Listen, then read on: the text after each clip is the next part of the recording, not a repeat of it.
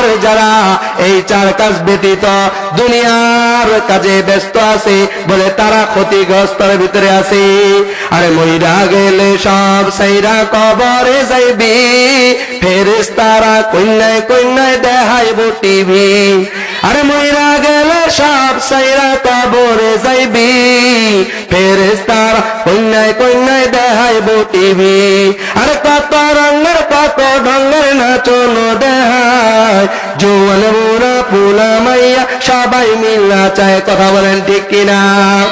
আল্লাহ তাআলা আপনাকে আমাকে বানাইলো আল্লাহ তাআলার ইবাদত করার জন্য। কিসের জন্য? আল্লাহ তাআলার ইবাদত করার জন্য। যারা আল্লাহ তাআলার ইবাদত করবে, নবীর তরিকায় চলবে, মানে আল্লাহ তাআলা ওই ব্যক্তিকে জান্নাতের ভিতরে দাখিল করে দিবে। বলেন সুবহানাল্লাহ। আর যারা আল্লাহ তাআলার হুকুম আদায় করবে না, নবীর তরিকায় চলবে না, ওয়াজ মাহফিলে বসবে না, মসজিদে আসবে না, বলে তাদের কি হবে? বলে তাদের জন্য ইন্না আযাবিল শাদীদ, তাদের জন্য শক্ত আযাবের ব্যবস্থা রাখছেন। বলেন নাউজুবিল্লাহ। আল্লাহ তাআলা কুরআনুল কারীমের ভিতরে বলেন কুল্লু নাফসিন যায়িকাতুল মাউত ওয়া ইন্নামা তুওয়াফাউনা উজুরাকুম ইয়াওমাল কিয়ামাহ ফামান যুযিয়া আনিন নার ওয়া উদখিলাল জান্নাতা ফাকাদ ফাজ ওয়া মাল হায়াতুদ দুনিয়া ইল্লা মাতাউল গুরুর। আল্লাহু আকবার। আল্লাহ তাআলা কুরআনুল কারীমের ভিতরে বলেন দুনিয়ার ভিতরে যত মানব আছে, দানব আছে, পশু পাখি আছে, জিন জাতি আছে, যত প্রাণী আছে, বলে একদিন না একদিন এই সমস্ত কিছু ধ্বংস হয়ে যাবে, সমস্ত কিছু মৃত্যু বরণ করতে হবে। আল্লাহ তাআলা বলেন কুল্লু নাফসিন যায়িকাতুল মাউত, প্রত্যেক প্রাণীকেই মৃত্যুর স্বাদ গ্রহণ করতে হবে। বলে দুনিয়ার ভিতরে প্রত্যেকটা জিনিসের ভিতরে ইখতিলাফ আছে, পার্থক্য আছে, বিভিন্ন মতদল আছে, কিন্তু আল্লাহ তাআলা কুরআনুল কারীমের ভিতরে বলেন লা ইন শাকারতুম লাযীদান্নাকুম ওয়া লা ইন কাফারতুম ইন্না আযাবী লাশাদীদ। আল্লাহু আকবার। আল্লাহ তাআলা কুরআনুল কারীমের ভিতরে বলেন যে ব্যক্তি আমার নিয়ামত পাওয়ার পর নিয়ামতের শুকরিয়া আদায় করবে, আমি আল্লাহ তাআলা ওই বান্দার নিয়ামতকে বাড়াই দিব। বলেন সুবহানাল্লাহ। আর যে ব্যক্তি আমার নিয়ামত পাওয়ার পর, নিয়ামত খাওয়ার পর নিয়ামতের শুকরিয়া আদায় করবে না, ইন্না আযাবী লাশাদীদ। আল্লাহ তাআলা বলেন ইন্না আযাবী লাশাদীদ, ওই ব্যক্তির জন্য শক্ত আযাবের ব্যবস্থা রেখেছেন। বলেন নাউজুবিল্লাহ। এই জন্য আল্লাহ তাআলার নিয়ামতের শুকরিয়া আদায় করতে হবে। ইমাম গাজ্জালী রাহমাতুল্লাহ আলাইহি তার কিতাবের ভিতরে লিখছেন যদি কোন বান্দা আমি আল্লাহ তাআলার নিয়ামতের শুকরিয়া আদায় করতে চাই, আল্লাহ তাআলা হযরতে রাসূলুল্লাহ সাল্লাল্লাহু আলাইহি ওয়াসাল্লামের মাধ্যমে জানায় দেন। হযরতে ইমাম গাজ্জালী রাহমাতুল্লাহ আলাইহি বলেন তার কিতাবের ভিতরে যদি কোন বান্দা আমি আল্লাহ তাআলার নিয়ামতের শুকরিয়া করতে চাই, ইমাম গাজ্জালী রাহমাতুল্লাহ আলাইহি বলেন ওই বান্দার জন্মের শুরু থেকে মৃত্যু পর্যন্ত যতটুকু হায়াত আছে সমস্ত হায়াত যদি দুনিয়াতে না কাটাইয়া, দুনিয়া জিন্দেগির কাজকর্মতে না কাটাইয়া আমার আল্লাহ তাআলা ওই কুদরতি পায়ে সিজদা দিয়ে দেয়, তারপরও আমি আল্লাহ তাআলার নিয়ামতের শুকরিয়া আদায় হবে না। বলেন সুবহানাল্লাহ। তাহলে আপনাকে আমাকে আল্লাহ তাআলার কেমন শুকরিয়া আদায় করার দরকার? আল্লাহ তাআলার যখন আপনি আমি শুকরিয়া আদায় করব, তো আল্লাহ তাআলা আপনা আমার নিয়ামত বাড়াই দিয়ে বলেন সুবহানাল্লাহ। আর যদি আপনি আমি আল্লাহ তাআলার নিয়ামতের শুকরিয়া আদায় না করি, আল্লাহ তাআলার কৃতজ্ঞতা প্রকাশ না করি, তো আল্লাহ তাআলা আপনা আমার জন্য আখিরাতে শক্ত আযাবের ব্যবস্থা রাখছেন। আল্লাহ তাআলা বলেন, ওমা খালাকাতুল জিন্না ওয়াল ইনসা ইল্লা লিয়াবুদুন। আল্লাহু আকবার। আল্লাহ তাআলা কুরআনুল কারীমের ভিতরে বলেন, আমি আল্লাহ তাআলা মানুষ এবং জিন জাতিকে একমাত্র সৃষ্টি করেছি। কে জন্য সৃষ্টি করেছি জানোনি? আমি আল্লাহ তাআলা তোমাদেরকে সৃষ্টি করেছি। তোমাদেরকে শুধু নয়, মানুষ এবং জিন জাতিকে সৃষ্টি করেছি আমার ইবাদত করার জন্য। কার ইবাদত করার জন্য? আল্লাহ তাআলার ইবাদত করার জন্য। যদি কোন বান্দা আল্লাহ তাআলার ইবাদত করে, আল্লাহর হুকুম আদায় করে, নবীর তরিকায় চলে, রাসূলের সুন্নাহ মোতাবেক চলে, তাহলে আল্লাহ তাআলা এই দুনিয়ার ভিতরে শান্তি দান করবেন, আখিরাতের ভিতরেও শান্তি দান করবে। বলেন সুবহানাল্লাহ। এই জন্য আল্লাহ তাআলার শুকরিয়া আদায় করতে হবে না নাই? আল্লাহ তাআলার হুকুম আদায় করতে হবে না নাই? যদি আল্লাহ তাআলার নিয়ামতের শুকরিয়া আদায় করতে চাই, তাহলে আল্লাহ তাআলার ইবাদত করতে হবে। কথা বলেন ঠিক কিনা? আপনি আমি এখন ইবাদত করি, নিজের মন যা চায় তা আপনি আমি করি, কিন্তু মন চা জিন্দেগি নিয়ে চলা যাবে না। একমাত্র রব চা জিন্দেগি পালন করতে হবে। কথা বলেন ঠিক কিনা? এই সর্দার পাড়ার ভিতরে আল্লাহ তাআলা এমন একটা বাগানের ব্যবস্থা করে দিয়েছেন, যেই বাগানের ব্যাপারে রাসূলুল্লাহ সাল্লাল্লাহু আলাইহি ওয়াসাল্লাম বলেন, যে মজলিসের ভিতরে আমি আল্লাহ তাআলার কোরআনের আলোচনা হবে, জান্নাতের আলোচনা হবে, জাহান্নামের আলোচনা হবে, আখিরাতের আলোচনা হবে, কবরের আলোচনা হবে, পুলসিরাতের আলোচনা হবে, মিজানের আলোচনা হবে, আমি আল্লাহ তাআলা ওই জায়গাটা দুনিয়া দিয়ে ভরবো না, দুনিয়ার কিছু দিয়ে ভরবো না। আমি আল্লাহ তাআলা ওই বাগানের ভিতরে আমার কুদরতি ফেরেশতা পাঠাইয়া তাদের উপর সকিনা নাজিল করব। বলেন সুবহানাল্লাহ। এই জন্য এই বাগানটা খালি রাখা যাবে না। আপনি আমি আজকে দুনিয়ার কাজে ব্যস্ত। কথা বলেন ঠিক কিনা? আজকে আপনি আমি এত বড় একটা ময়দান, এই ময়দানের ভিতরে আপনি আমি আসি না, কিন্তু ওই বাজারের ভিতরে আপনি আমি এইরকম সবাই ভিড় হয়ে গেছে। কেন? বলে আপনার আমার অন্তরের ভিতরে কোরআনের মহব্বত নাই, হাদিসের মহব্বত নাই, আল্লাহর ভয় নাই, এরকম জাহান্নামের ভয় নাই, আখিরাতের ভয় নাই। কথা বলেন ঠিক কিনা? এত বড় একটা আয়োজন, এই আয়োজনের ভিতরে যদি আপনি আমি বসতে না পারি, আপনি আমার মতো কপাল পোড়া আর পৃথিবীতে কেউ নেই। কথা বলেন ঠিক কিনা? বলে জান্নাতের আলোচনা হইতেছে। আল্লাহ তাআলা কুরআনুল কারীমের ভিতরে বলেন, আল্লাযীনা ইযা যুকিরাল্লাহ ওয়াজিলাত কুলুবুহুম ওয়া ইযা তুলিয়াত আলাইহিম যাদাতুম ঈমানা।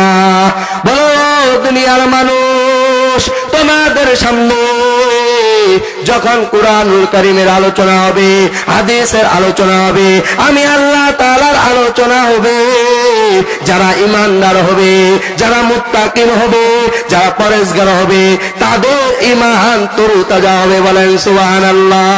আপনি আমার যদি ঈমানকে তরুতাজা করতে চাই, তাহলে এই ময়দানে এখনই সবাই চলে আসেন। কথা বলেন ঠিক কিনা? যদি এই ময়দানে না আসি, তাহলে আপনি আমি এই ঈমানের আলোচনা কিভাবে শুনবো? কোরআনের আলোচনা কিভাবে শুনবো? এত বড় জান্নাতের বাগানে আপনি আমি যদি না আসি, তাহলে আপনি আমার গুনাহকে কিভাবে মাফ করব? কথা বলেন ঠিক কিনা? আরে আমরেস্টা বইরা গেছে টিভি সিনেমায়, আরে আমরেস্টা বইরা গেছে টিভি সিনেমায়, জুয়ান বুড়া পোলা মাইয়া সবাই মিলা চায়, কথা বলেন ঠিক কিনা? আরে আমাদের দেশটা বইরা গেছে টিভি সিনেমায়, আরে আমাদের দেশটা বইরা গেছে টিভি সিনেমায়, জুয়ান বুড়া পোলা মাইয়া সবাই মিলা চায়। চুল দাড়ি পাইকা গেছে হইয়া গেছে সাদা, নাতি পুতি ঘর বড়াইছে হে তার কয় দাদা। আর সেই দিন দেখে হে বইরাও এলইডি টিভি চাই, আর সেই দিন দেখে বইরাও এলইডি টিভি চাই, জুয়ান বুড়া পোলা মাইয়া সবাই মিলা চায়, কথা বলেন ঠিক কিনা? আরে আমাদেরটা বইরা গেছে টিভি সিনেমায়, জুয়ান বুড়া পোলা মাইয়া সবাই মিলা চায়। নুনতে যার পন্থা ফুরায় এদের ঘরে টিভি, কাজ নাই বইয়া বইয়া দেননি ছবি, কথা বলেন ঠিক কিনা? আপনার আবার কাজ নাই কাম নাই, ও সময়কে আপনি আমি নষ্ট করতেছি। আর আল্লাহ তাআলা কোরআনুল কারীমের ভিতরে আল্লাহ তাআলা এই সময় নিয়ে কসম খেয়েছেন। আল্লাহ তাআলা বলতেছেন ওয়াল আসর, আল্লাহ তাআলা আসরের কসম খেয়েছেন, ইন্নাল ইনসানা লাফি খুসর, নিশ্চয় যারা বলে দুনিয়ার ভিতরে আছে, বলে দুনিয়ার কাজকর্ম করতেছে এরা ক্ষতিগ্রস্তের ভিতরে আছে, ইল্লাল্লাযীনা আমানু ওয়া আমিলুস সালিহাত, বলে এই চার শ্রেণী ব্যতীত, কয় শ্রেণী ব্যতীত? চার শ্রেণী ব্যতীত। ইল্লাল্লাযীনা আমানু, যারা ঈমান এনেছে, ওয়া আমিলুস সালিহাত, যারা আমলে সালিহাত করতেছে, ইল্লাল্লাযীনা আমানু ওয়া আমিলুস সালিহাত ওয়া তাওয়াসাউ বিল হাক্কি, যারা হকের পথে আছে, ওয়া তাওয়াসাউ বিস সাবর, বলে যারা সবরের ভিতরে আছে। এই চার শ্রেণীর মানুষ ভালো জায়গার ভিতরে আছে, কথা বলেন ঠিক কিনা? আর যারা এই চার কাজ ব্যতীত দুনিয়ার কাজে ব্যস্ত আছে, বলে তারা ক্ষতিগ্রস্তের ভিতরে আছে। আরে মইরা গেলে সব সাইরা কবরে যাইবি, ফেরেশতারা কইনায় কইনায় দেখাইব টিভি। আরে মইরা গেলে সব সাইরা কবরে যাইবি, ফেরেশতারা কইনায় কইনায় দেখাইব টিভি। আরে কত রঙের কত ঢঙ্গের নাচন দেখায়, জোয়ান বুড়া পোলা মাইয়া সবাই মিলা চায়, কথা বলেন ঠিক কিনা? আল্লাহ তাআলা আপনাকে আমাকে বানাইলো আল্লাহ তাআলার ইবাদত করার জন্য। কিসের জন্য? আল্লাহ তাআলার ইবাদত করার জন্য। যারা আল্লাহ তাআলার ইবাদত করবে, নবীর তরিকায় চলবে, বলে আল্লাহ তাআলা ওই ব্যক্তিকে জান্নাতের ভিতরে দাখিল করে দিবে, বলেন সুবহানাল্লাহ। আর যারা আল্লাহ তাআলার হুকুম আদায় করবে না, নবীর তরিকায় চলবে না, ওয়াজ মাহফিলে বসবে না, মসজিদে আসবে না, বলে তাদের কি হবে? বলে তাদের জন্য ইন্না দাবিল শাদীদ, তাদের জন্য শক্ত আযাবের ব্যবস্থা রাখছেন, বলেন নাউজুবিল্লাহ। আল্লাহ তাআলা কোরআনুল কারীমের ভিতরে বলেন কুল্লু নাফসিন যায়িকাতুল মাউত ওয়া ইন্নামা তুওয়াফাউনা উজুরাকুম ইয়াওমাল কিয়ামাহ ফামান যুযিয়া আনিন নার ওয়া উদখিলাল জান্নাতা ফাকাদ ফাজ ওয়া মাল হায়াতুদ দুনিয়া ইল্লা মাতাউল গুরুর। আল্লাহু আকবার। আল্লাহ তাআলা কোরআনুল কারীমের ভিতরে বলেন, দুনিয়ার ভিতরে যত মানব আছে, দানব আছে, পশু পাখি আছে, জিন জাতি আছে, যত প্রাণী আছে, বলে একদিন না একদিন এই সমস্ত কিছু ধ্বংস হয়ে যাবে, সমস্ত কিছু মৃত্যু বরণ করতে হবে। আল্লাহ তাআলা বলেন কুল্লু নাফসিন যায়িকাতুল মাউত, প্রত্যেক প্রাণীকেই মৃত্যুর স্বাদ গ্রহণ করতে হবে। বলে দুনিয়ার ভিতরে প্রত্যেকটা জিনিসের ভিতরে ইখতিলাফ আছে, পার্থক্য আছে, বিভিন্ন মতদল আছে, কিন্তু দুনিয়ার সব মানুষ 6666টি আয়াত আছে কোরআনুল কারীমের ভিতরে। বলে এই সমস্ত কোরআনুল কারীমের আয়াতগুলো হিন্দু অস্বীকার করতে পারে, বৌদ্ধ অস্বীকার করতে পারে, খ্রিস্টান অস্বীকার করতে পারে, মুত্তাতরা অস্বীকার করতে পারে, নাসরারা অস্বীকার করতে পারে, অন্যান্য ধর্মের মানুষ অস্বীকার করতে পারে, মুসলমানরা অস্বীকার করতে পারে। কিন্তু আমি আল্লাহ তাআলা এমন একটা আয়াত দান করেছি, সেই আয়াতটা হলো কুল্লু নাফসিন যায়কাতুল মাউত, প্রত্যেক প্রাণীকে মৃত্যু স্বাদ গ্রহণ করতে হবে। এই আয়াত কেউ অস্বীকার করতে পারবে না। কথা বলেন ঠিক কিনা? ফেরাউন ছিল দুনিয়ার ভিতরে অনেক বড় বাদশা। কথা বলেন ঠিক কিনা? নমরুদ ছিল অনেক বড় বাদশা, সুলাইমান আলাইহিস সালাম অনেক বড় বাদশা, হযরত এরকম বিভিন্ন যতগুলো বাচ্চা ছিল সমস্ত বাচ্চাগুলো এরকম দুনিয়ার ভিতরে আছে নাকি? বলে এক এক করে ফেরাউনও চলে গেছে, কারুনও চলে গেছে, নমরুদও চলে গেছে, হামানও চলে গেছে, এরকম হযরত সুলাইমান চলে গেছে, বলে মুসা আলাইহিস সালাম চলে গেছে, ইব্রাহিম আলাইহিস সালাম চলে গেছে, আমাদের নবীও চলে গেছে। আপনাকে আমাকে দুনিয়া থেকে বিদায় নিতে হবে না? নাই? কথা বলেন। আপনাকে আমাকে কি করতে হবে? মৃত্যুর স্বাদ গ্রহণ করতে হবে। সে মানব হোক, দানব হোক, এরকম সাধারণ মানুষ হোক, কৃষক হোক, এরকম যুবক হোক, যে কোনো পর্যায়ে হোক, সে মৃত্যুবরণ করবে। সে মৃত্যুবরণ করবে, মৃত্যুর হাত থেকে কেউ বাঁচতে পারবে না। আল্লাহ তাআলা কুরআনুল কারীমের ভিতরে বলেন কুল্লু মান আলাইহা ফান, এক জায়গার ভিতরে বলেন কুল্লু নাফসিন যায়কাতুল মাউত, প্রত্যেক প্রাণীকে মৃত্যুর স্বাদ গ্রহণ করতে হবে। আরেক জায়গার ভিতরে আল্লাহ তাআলা বলেন আইনামা তাকুনু ইউদরিকুমুল মাউত ওয়ালাউ কুনতুম ফি বুরুজিন মুশাইয়্যিদা। আল্লাহ তাআলা কুরআনুল কারীমের ভিতরে বলেন, বলে পৃথিবীর ভিতরে যতই মানুষ আছে না কেন, বলে মানবেরও মৃত্যুবরণ করতে হবে, দানবেরও মৃত্যুবরণ করতে হবে, পীরেরও মৃত্যুবরণ করতে হবে, ওলিরও মৃত্যুবরণ করতে হবে, নবীরও মৃত্যুবরণ করতে হবে, গাউসেরও মৃত্যুবরণ করতে হবে, হযরতে জিবরাইল সাল্লামেরও মৃত্যু হবে, হযরতে আজরাইল সাল্লামের মৃত্যু হবে, হযরতে ইসরাফিল আলাইহিস সালামের মৃত্যু হবে, হযরতে ইসমাঈল আলাইহিস সালামের মৃত্যু হবে। বলে যতগুলো ফেরেশতা আছে সমস্ত ফেরেশতার মৃত্যুবরণ হবে। যখন হযরতে আজরাইল আলাইহিস সালামের মৃত্যু হবে, তখন তার নিজের জানটাকে নিজেকে বের করতে বলবে, ও জিবরাইল, দুনিয়ার ভিতরে অনেকগুলো প্রাণী তুমি জান কবজ করেছো, আজকে তোমার জান তুমি নিজেই বের করো।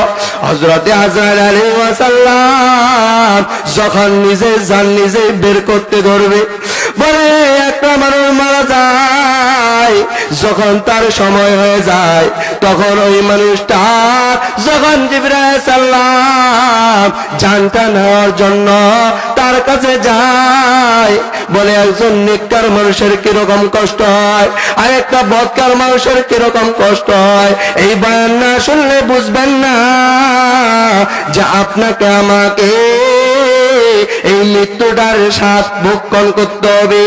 এই জন্য আল্লাহ তাআলা বলেন আইনামা তাকুনু ইউদরিকুমুল মাউত ওয়ালাউ কুনতুম ফি বুরুজিন মুশাইয়্যিদা।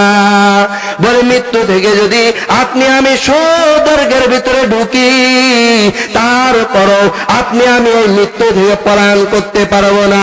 মরণ থেকে যতই পালাও মরণ তোমায় লইবে ঘিরি, যদিও সুদূর আকাশ পানে লাগাও সেটাই লাগিয়ে সিঁড়ি। কথা বলেন ঠিক কিনা? ভাই মৃত্যু থেকে কেউ বাঁচতে পারবে না। এই মৃত্যুর জন্য আপনাকে আমাকে প্রস্তুতি নিতে হবে। বলে এই মৃত্যু যদি আপনি আমি প্রস্তুতি না নিই, তো ভাই আপনা আমার একজন বদকার মানুষের যখন জান কবজ করবে, তখন ওই বদকার মানুষের কি রকম শাস্তি হবে, আর একজন নেককার মানুষের যখন মৃত্যুবরণ হবে, তখন ওই বান্দার কি রকম মৃত্যু শাস্তি হবে।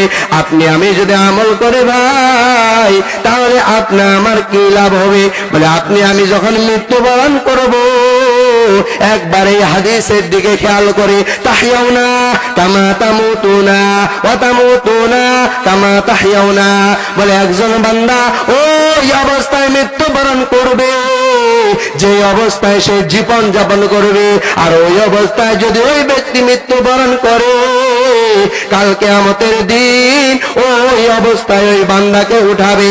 যদি আপনি আমি আমলদার হয়ে যাই, ওই অবস্থায় যদি আপনি আমি মৃত্যুবরণ করি, তাহলে আপনা আমার আখিরাতের ভিতরে ফায়দা আছে না নাই?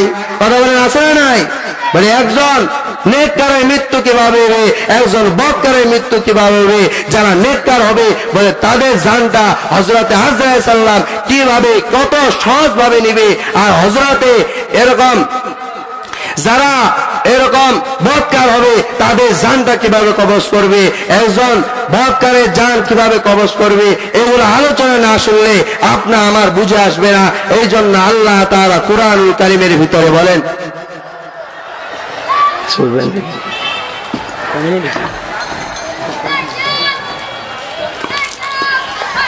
আল্লাহ তাআলা কুরআনুল কারীমের ভিতরে বলেন, আইনামা তাকুনু ইউদরিকুমুল মাউত ওয়ালাউ কুনতুম ফি বুরুজিম মুশাইদা, বলে মৃত্যু থেকে কেউ পালাইতে পারবে না, যদিও সুদূর আকাশ পানে আমি পালায় চলে যাই, ওইখান থেকে আপনাকে আমাকে বের করবে। বের করা মা তাকুনু ইউদরিকুমুল মাউত ওয়ালাউ কুনতুম ফি বুরুজিম মুশাইদা, এই মৃত্যু থেকে কেউ পলায়ন করতে পারবে না। এই জন্য আপনাকে আমাকে এই মৃত্যুর প্রস্তুতি গ্রহণ করতে হবে। একজন বদকারের মৃত্যু যখন হয়, তখন এই ঘটনাটা হযরতে ইব্রাহিম আলাইহিস সালাম একদিন হযরতে আজরাইল সাল্লামকে বললেন, ও আজরাইল ভাই, একজন বদকারের মৃত্যু যখন হয় ওই সূরতটা আমি দেখতে চাই। হযরতে আজরাইল সাল্লাম বললেন, ও ইব্রাহিম আলাইহিস সালাম, আপনাকে আমি কিভাবে দেখাই? অনেকক্ষণ পীড়াপিড়ি করার পর যখন ইব্রাহিম আলাইহিস সালাম দেখবেন, তখন হযরতে আজরাইল আলাইহিস সালাম বলতেছেন যে, ইব্রাহিম আলাইহিস সালাম, আপনি একটু আপনার চেহারাটা ঘোরান। হযরতে ইব্রাহিম আলাইহিস সালাম তার চেহারাটা ঘোরাই ফেলছেন। ঘোরানোর পর হযরতে আজরাইল আলাইহিস সালাম এমন সূরত নিয়েছে, বলে মাথা হলো আকাশে, পা হলো জমিনে। এত বড় মানুষ যখন এরকম সূরত নিছে দানবের মতো, তখন এই হযরতে আজরাইল আলাইহিস সালাম বলতেছে, ইব্রাহিম আলাইহিস সালাম, আপনি একটু আমার দিকে তাকান। হযরতে ইব্রাহিম আলাইহিস সালাম যখন তাকাইছে, তাকানোর সাথে সাথে হযরতে ইব্রাহিম আলাইহিস সালাম আজরাইল সালামের চেহারাটা দেখিয়া বলে চিনি বেহুশ হয়ে পড়ে গেছে। বেহুশ হওয়ার পর কিছুক্ষণ হযরতে আজরাইল সাল্লাম কিছুক্ষণের ভিতরে তার আবার চেহারাটা নিজের অবস্থায় নিয়ে আসছে। আসার পর হযরতে ইব্রাহিম আলাইহিস সালামের সাথে দেখা হওয়ার পর হযরতে ইব্রাহিম আলাইহিস সালামকে জিজ্ঞাসা করেছে, ও ইব্রাহিম আলাইহিস সালাম, আপনি যে আমাকে দেখলেন, আমার সূরতটা কেমন ছিল, সিরাতটা কেমন ছিল, আমার শরীরটা কত বড় ছিল? হযরতে ইব্রাহিম আলাইহিস সালাম বর্ণনা দেয়, বলে একজন বদকারের মৃত্যুর সময় যখন আজরাইল আলাইহিস সালাম আকাশে তার মাথা, আসমানে তার মাথা, আর জমিনের ভিতরে তার পা, বলে এত বড় মানুষটা যদি কোন বদকার দেখে, তাহলে ওই বদকারের চোখ দিয়ে মুখ দিয়ে চোখ দিয়ে রক্ত বের হয়ে যাবে, মুখ দিয়ে ফেতরা বের হয়ে যাবে, পায়খানার রাস্তা দিয়ে পায়খানা বের হয়ে যাবে। হযরতে ইব্রাহিম আলাইহিস সালাম বললেন, হযরতে আজরাইল সাল্লামের চেহারাটা যদি এত বড় হয়, এই এত বড় চেহারা দেখিয়া একজন বেঈমানের হুঁশ বের হয়ে যাবে। বলে এই জন্য আপনি আমি বেঈমান হতে চাই না মুত্তাকিন হতে চাই? আপনি আমি যদি মুত্তাকিন হই তাহলে আপনি আমার জান কিভাবে কবজ করবে? হযরতে আজরাইল সাল্লাম এই ঘটনা বলার পর যখন একটা বৎকারের জান কবজ করে, বলে একটা বৎকারের যখন জান কবজ করে, বলে এমনি এমনি আসে না, বলে 500 ফেরেশতা জাহান্নামে নিয়ে আসে, তার হাতের ভিতর লোহার কড়া থাকে। বলে একটা বৎকারের জান কিভাবে বের করে রে ভাই? বলে একটা বৎকারের জান কিভাবে বের করে? বলে একটা বৎকারের যখন জান বের করার জন্য হযরত আজরাইল আলাইহিস সালাম আসে, আসার পরে ওই ব্যক্তিকে সালাম দেয় না, ওই ব্যক্তির সামনে দানবের মতো তাকায় থাকে। তাকায় থাকানোর পর হযরত আজরাইল আলাইহিস সালাম ওই ব্যক্তিকে তার আঙ্গুল থেকে পিটাইতে শুরু করে, তার রূহটাকে দৌড়ানো শুরু করে। বলে হাতের আঙ্গুল থেকে পিটাইতে পিটাইতে বলে বুক পর্যন্ত নিয়ে আসে। বলে বাম হাতের আঙ্গুলের ভিতরে চলে যায়, বাম হাতের আঙ্গুল থেকে শুরু করে আবার বুক পর্যন্ত চলে যায়। তখন মাথা থেকে শুরু করে পার গোড়ালি পর্যন্ত চলে যায়, পার গোড়ালি থেকে পিটাইতে পিটাইতে মাথার চুল পর্যন্ত চলে যায়। তখন এই বৎকারের রূহটা বের হওয়ার জন্য খালি ছটফট করে ছটফট করে। বলে কতক্ষণ আমি এই জানের ভিতরে থাকবো, আমি এই জান থেকে বের হতে চাই। বলে এই সহ্য হয় না, এই ফেরেশতার এরকম সুরত আমার সহ্য হয় না। যখন এই সুরত সহ্য না হয় তখন হযরতে আজরাইল সাল্লাম এমন ভাবে বৎকারের বুকের ভিতরে একটা চাপ দেয়, যার দরুন ঠাস করে তার বুকটা ফেরে যায়। বুকটা ফেরে যাওয়ার পর বলে এই জানটা বের করে নেয়। বলে একটা বৎকারের জান বের করার সময় যে অবস্থা হয় দেখেন না, অনেক সময় মানুষের চোখ দিয়ে এরকম লালা বের হয়, মুখ দিয়ে লালা বের হয়, এরকম পায়খানা রাস্তা দিয়ে পায়খানা করে দেয়। বলে এটার কারণ কি? বলে এটার কারণ হলো হযরতে আজরাইল সাল্লামের শাস্তি দেখে সে পায়খানা করে দেয়, সহ্য করতে পারে না। এই জন্য আপনি আমি নেককার হব না বৎকার হব? কথা বলেন ঠিক কিনা? আপনাকে আমাকে কি হতে হবে? নেককার হতে হবে। এখন নেককার হব কেমনে? প্রথম আয়াত পড়ছি, ওমা খালাকতুল জিন্না ওয়াল ইনসা ইল্লা লিয়াবুদুন। আল্লাহ তাআলা আপনাকে আমাকে মানুষ এবং জিন জাতিকে সৃষ্টি করেছেন আল্লাহর ইবাদত করার জন্য। এখন যদি আল্লাহ ইবাদত না আদায় করি, নামে মুসলমান কামে মুসলমান নাই। যখন আযান হয় তখন মসজিদে যাই না, যখন নামাজের সময় তখন মসজিদে যাই না। কথা বলেন ঠিক কিনা? মুসলিম তুমি দাবি করে যাও সকাল বিকাল মুখে, মুসলিম তুমি মুসলিম কিনা বলো হাত দিয়ে বুকে। মুসলিম তুমি মুসলিম শুধু মুসলিম আছো নামে, মুসলিম তুমি কবে যে হবে প্রতিটি কাজ কামে রে, প্রতিটি কাজ কামে। মুসলিম তুমি আজান হলে মসজিদে যাও না, মুসলিম তুমি নামাজ পড়ার সময় তো পাও না। কথা বলেন ঠিক কিনা? বলো সর্দার পাড়ার মুসলমান, এই বয়ানটা ভালো করে দিলের কান দিয়ে শুনো। শুনো যদি এই বয়ান, তাহলে তোমার অন্তরে সাড়া দিবে। বলে যে আপনি আমি নামাজ পড়তে পারি না কিন্তু মুসলমান দাবি করি, তাহলে আপনি আমি নামে মুসলমান কিন্তু কামে মুসলমান নাই। কথা বলেন ঠিক কিনা? মুসলিম তুমি দাবি করে যাও সকাল বিকাল মুখে, মুসলিম তুমি মুসলিম কিনা বলো হাত দিয়ে বুকে। মুসলিম তুমি কোরআন হাদিস পড়তে পারো না, মুসলিম তুমি নামাজ রোজা ধার তো ধারো না। মুসলিম তুমি আজান হলে মসজিদে যাও না, মুসলিম তুমি নামাজ পড়ার সময় তো পাও না।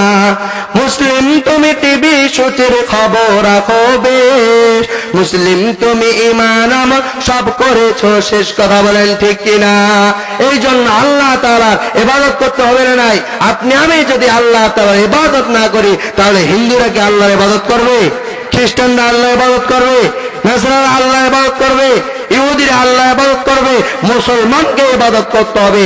আর মুসলমান আজকে টিভি সূচি নিয়ে পড়ে আছে, খেলা নিয়ে পড়ে আছে, এরকম আড্ডা দিয়ে পড়ে আছে। কিন্তু আপনা আমার জন্য জান্নাতের ব্যবস্থা আছে। যারা ইবাদত করবে হামান জোজিয়ানিন নার ওয়াউদ খিলাল জান্নাত ফাকাদ ফাস, যারা ইবাদত করবে ওয়াউদ খিলাল জান্নাত ফাকাদ ফাস, তাদের জন্য আমাল হায়াতুদ দুনিয়া ইল্লা মাতাউল গুরুর, তাদের জন্য জান্নাতের ভিতরে এরকম সফল কাম জান্নাতের ব্যবস্থা আছে। বলেন সুবহানাল্লাহ, সবাই বলেন সুবহানাল্লাহ। আল্লাহ তাআলা কুরআনুল কারীমের ভিতরে বলেন ওয়া ক্বাদা রাব্বুকা আল্লা তা'বুদু ইল্লা ইয়্যাহু ওয়া বিল ওয়ালিদাইনি ইহসানা। আল্লাহ তাআলা কুরআনুল কারীমের ভিতরে বলেন ওয়া ক্বাদা রাব্বুকা আল্লা তা'বুদু ইল্লা ইয়্যাহু ওয়া বিল ওয়ালিদাইনি ইহসানা। এ আমার বান্দা, প্রথমে তুমি আমার ইবাদত করো, আমার গোলামি করো। তুমি যদি আমার ইবাদত করো, ইবাদত করবা কেমনে? নামাজের মাধ্যমে, রোজার মাধ্যমে, যাকাতের মাধ্যমে, সদকার মাধ্যমে, হজের মাধ্যমে, ফিতরার মাধ্যমে, দান সদকার মাধ্যমে। যদি তুমি আমার হুকুম আদায় করতে চাও আর আমার জান্নাতে যেতে চাও, তাহলে তোমাকে ইবাদত করতে হবে না? নাই, আল্লাহ তাআলা আপনাকে বানাইলো, আমাকে বানাইলো, আল্লাহর কি উদ্দেশ্য নাই? এই যে এত বড় একটা ওয়াজ মাহফিল, আমাদের উদ্দেশ্য কি? সবাই এখানে আমলের বয়ান শুনবো, আল্লাহ তাআলার কথা শুনবো, জান্নাতের কথা শুনবো, জাহান্নামের কথা শুনবো, শোনার পরে আমলের নিয়ত করব। কোন বান্দা যদি একটা আমলের নিয়ত করে, ওই একটা আমল নিয়ত করার কারণে যারা এত বড় একটা মাহফিলের ব্যবস্থা করেছে, টাকা দিয়ে ব্যবস্থা করেছে, পয়সা দিয়ে ব্যবস্থা করেছে, সময় দিয়ে ব্যবস্থা করেছে, বলে সমস্ত ব্যবস্থা করার কারণে ওই ব্যক্তি যে একটা আমল করছে, যতদিন ওই ব্যক্তি আমল করবে কিয়ামত পর্যন্ত ওই ব্যক্তির আমল নামায় সব যাইতে থাকবে। বলেন সুবহানাল্লাহ। আল্লাহ তাআলা বলেন আমার ইবাদত করার পর তোমরা তোমার মা বাবার ইবাদত করা, তোমার মা বাবার গোলামি করা, তোমার মা বাবার খেদমত করা। কিন্তু আজকে আপনি আমি মা বাবাকে ভুলে যাই। মা এবং বাবা, একটা কিতাব আছে শিশু ছেলের ভাবনা। মা এবং বাবা এখানে ভিতরে আছে যে আপনি আমি যে মা বাবাকে দেখতে পারি না, বড় হয়ে গেলে, বিয়ে হয়ে গেলে আপনি আমি কি করি? আপনি আমি খালি নিজের সংসার নিয়ে ব্যস্ত থাকি। কিন্তু মার বাবা যে আপনাকে এত কষ্ট করে লালন পালন করলো, এত কষ্ট করে আপনাকে বড় করলো, এই মা বাবার খোঁজ নাও না। হারামখোর, তোর কিয়ামতের দিন বিচার হবে, দুনিয়ার ভিতরে বিচার হবে। বলে আকরামা রাদিয়াল্লাহু তাআলা আনহু, রাসূলুল্লাহ সাল্লাল্লাহু আলাইহি ওয়াসাল্লামের সাহাবী হযরতে আকরামা রাদিয়াল্লাহু তাআলা আনহু, রাসূলুল্লাহ সাল্লাল্লাহু আলাইহি ওয়াসাল্লামের সাহাবী। বলে এই সাহাবী যখন মৃত্যু বরণ হওয়ার সময়, বলে এই হযরতে আকরামা রাদিয়াল্লাহু তাআলা আনহু মৃত্যু সজ্জায়, বলে তার মুখ থেকে কালিমা বের হয় না। সমস্ত সাহাবী পেরেশান। বলে আকরামা রাদিয়াল্লাহু তাআলা আনহু দুনিয়ার ভিতরে রাসূলের সাথে ছিল, রাসূলের পিছনে নামাজ পড়ছে, আল্লাহ তাআলার হুকুম আদায় করছে, নবীর তরিকায় চলছে, হজও করেছে, দান সদকাও করেছে। কিন্তু এই আকরামার মুখ থেকে কালিমা বের হয় না। বলে এই কালিমা যে বের হয় না, রাসূলুল্লাহ সাল্লাল্লাহু আলাইহি ওয়াসাল্লামের কাছে সমস্ত সাহাবী চলে গেল। যাওয়ার পরে বলতেছে, ও আল্লাহর নবী, ও আমাদের পয়গম্বর, ও আমাদের রাসূল, বলে আপনার একজন সাহাবী আছে, যে সাহাবীর নাম আকরামা। এই আকরামা রাদিয়াল্লাহু তাআলা আনহু মৃত্যু সজ্জা। বলে তার মুখ দিয়ে কালিমা বের হয় না। সমস্ত সাহাবী পেরেশান। তখন হযরত আকরামা রাদিয়াল্লাহু তাআলা আনহু বাড়িতে রাসূলুল্লাহ সাল্লাল্লাহু আলাইহি ওয়াসাল্লাম দৌড়ে আসলেন। আসার পরে বলতেছেন, ও আমার সাহাবীরা রে, তোমরা শোনো গো, ও আমার সাহাবীরা তোমরা শোনো। বলে আকরামা রাদিয়াল্লাহু তাআলা আনহুর বাড়িতে কে কে আছে? বলতেছে হযরত আকরামার বাবা বেঁচে নাই, বলে তার মা বেঁচে আছে। তখন হযরত রাসূল আকরাম সাল্লাল্লাহু আলাইহি ওয়াসাল্লাম হযরত আকরামা রাদিয়াল্লাহু তাআলা আনহুর বাড়িতে গেলেন। যাওয়ার পরে বলতেছে আলাল ভাই, ও বাড়িওয়ালা, বাড়ির ভিতরে কেউ আসোনি? বলে ও পাশ থেকে বাড়ির ভিতর থেকে একটা উত্তর চলে আসলো। হযরতে আকরামা রাদিয়াল্লাহু তাআলা আনহুর মা উত্তর দিল যে আমি বাড়িতে আছি। বলে হযরতে আকরামা রাদিয়াল্লাহু তাআলা আনহু মৃত্যু শয্যায় কাতরাইতেছে। ও শ্রদ্ধা পাড়ার মুসলমান, এই বয়ানটা একবার শুনো। তুমি তো নামাজ নিয়ে পড়ে আছো, তুমি তো রোজা নিয়ে পড়ে আছো, মনে করেছো নামাজ পড়লে জান্নাতি, রোজা করলে জান্নাতি, হজ করলে জান্নাতি, যাকাত দিলে জান্নাতি, এতবার মাহফিল করলে জান্নাতি। কিন্তু একবারও কি তোমার মা বাবার খবর নিছনি? বলে ওই সাহাবী রাসূলের পিছনে নামাজ পড়ছে, হজ করছে, যাকাত দিছে, রোজা করছে, কিন্তু মৃত্যুর সময় কালিমা বের হয় না। ও মুসলমান, একটু মনোযোগ লাগাইয়া এই ঘটনাটি শুনো। হযরতে রাসূল আকরাম সাল্লাল্লাহু আলাইহি ওয়াসাল্লাম হযরতে আকরামা রাদিয়াল্লাহু তাআলা আনহুর মার কাছে বলতেছে, ও আকরামার মা, তোমার সন্তান তো আজকে তোমার সন্তানের মুখ থেকে কালিমা বের হয় না। তখন হযরতে আকরামা রাদিয়াল্লাহু তাআলা আনহুর মা সাক্ষী দিতেছে, ও আমার নবী, ও দুজাহানের বাদশা, আমার সন্তানের কিন্তু গুনাহ নাই। আমার সন্তান তো আপনার পিছনে নামাজ পড়ছে, মসজিদের ভিতরে গেছে, বাইতুল্লাহ হজ করেছে, রোজা করেছে, যাকাত করেছে, সব কিছুই করেছে, কিন্তু এটার সমস্যা কি? ইলহামের মাধ্যমে রাসূলুল্লাহ সাল্লাল্লাহু আলাইহি ওয়াসাল্লামের কাছে আসলেন, বলতেছে, ইয়া রাসূলুল্লাহ, ইয়া হাবিবুল্লাহ, আপনি পেরেশান হবেন না। বলে হযরতে আকরামার দোষ কি? হযরতে আকরামার দোষ হলো, বলে হযরতে আকরামা তার মাকে কষ্ট দিয়েছে। বলে কি কষ্ট? বলে বিবাহ হওয়ার পর হযরতে আকরামা রাদিয়াল্লাহু তাআলা আনহু নামাজ পড়ছে, রোজা রাখছে, যাকাত দিছে, হজ করছে, সব ইবাদত করছে, কিন্তু মার কথা শুনে নাই। কার কথা শুনে নাই? মার কথা শুনে নাই। বলে না শোনার কারণে, এইটার কারণে তার জবান থেকে কালিমা বের হচ্ছে না। হযরতে আকরামা রাদিয়াল্লাহু তাআলা আনহুর মাকে হযরতে রাসূল আকরাম সাল্লাল্লাহু আলাইহি ওয়াসাল্লাম বললেন, ও আকরামার মা, তোমার সন্তান তোমার কাছে কি কোনো অপরাধ করেছেনি? হযরতে আকরামা রাদিয়াল্লাহু তাআলা আনহুর মা উত্তর দেন, ইয়া রাসূলুল্লাহ, ইয়া হাবিবুল্লাহ, ইয়া হাবিবুল্লাহ, আমার সন্তান আমার সাথে এমন ব্যবহার করছে যার দরুন আমার সন্তানকে মাফ করতে আমি চাই না, আমার সন্তানকে আমি মাফ করব না। রাসূলুল্লাহ সাল্লাল্লাহু আলাইহি ওয়াসাল্লাম রাগান্বিত হয়ে গেছে যে আকরামা কি গুনাহ করেছে, মার সাথে কিরকম আচরণ করছে, কি খারাপ বেয়াদবি করছে। রাসূলুল্লাহ সাল্লাল্লাহু আলাইহি ওয়াসাল্লাম বললেন, ও আমার সাহাবীরা, তোমরা জ্বালানি কাঠের ব্যবস্থা করো।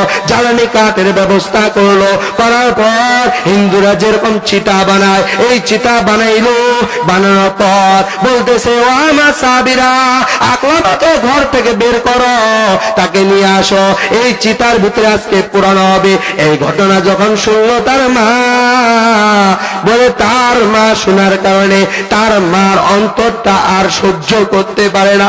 মা তো মা, মাকে যতই দুঃখ দেন, মাকে যতই কষ্ট দেন, মার সাথে যতই খারাপ ব্যবহার করেন, কিন্তু মা তো মায়ে বলতেছে, ও রাসূল, ও আমার নবী, আমার আকরামাকে এই আগুনের ভিতরে কি আপনি জ্বালাবেন?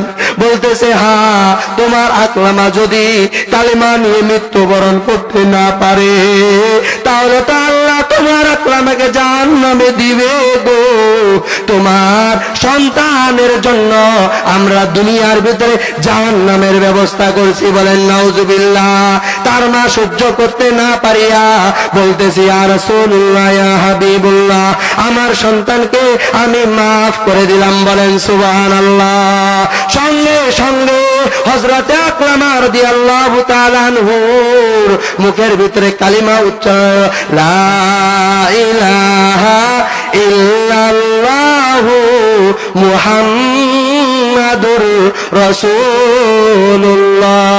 সঙ্গে সঙ্গে সে কালিমা পড়ে এরকম দুনিয়া থেকে বিদায় নিয়ে চলে গেল। আর রাসূল সাক্ষী হলো আমার সাহাবী জান্নাতি, বলেন সুবহানাল্লাহ। তাহলে মার সাথে কি খারাপ ব্যবহার করা যাবে? মার কথা শুনতে হবে না? নাই। মাকে যারা কষ্ট দেন, এই ওয়াজ মাহফিল থেকে, এই বয়ান থেকে আপনি আমি শিক্ষা নিই।